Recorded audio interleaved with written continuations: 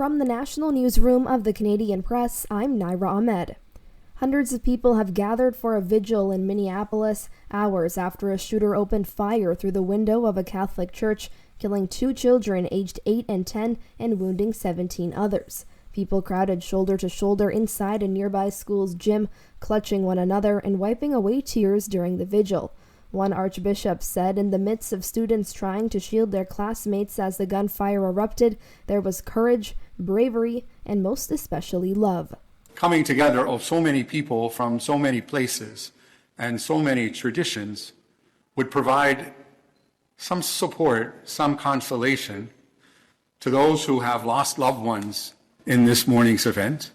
The 23-year-old shooter was armed with a rifle, shotgun, and pistol when he shot dozens of rounds yesterday morning toward the children sitting in the pews during Mass. Police say he then died by suicide.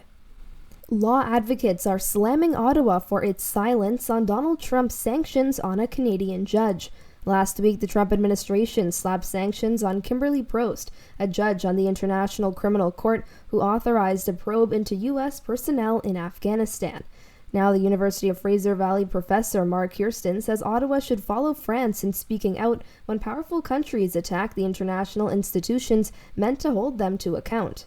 This is about whether or not we believe that opposing sanctions against people who are trying to hold war criminals to account is something that we do. Ottawa has said nothing publicly about the move to date. At least 14 people are dead and almost 50 others are injured after a mass Russian drone and missile attack on Ukraine's capital. It marks the first major Russian combined attack on Kyiv in weeks.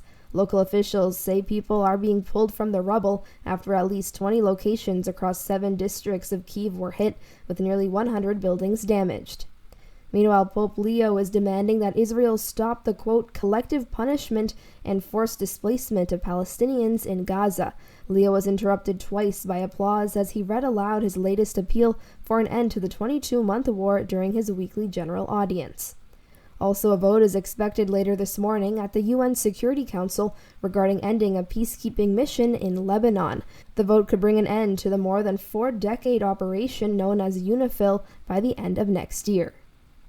And the Future of Sport in Canada Commission is set to deliver its first report on athlete safety gaps today.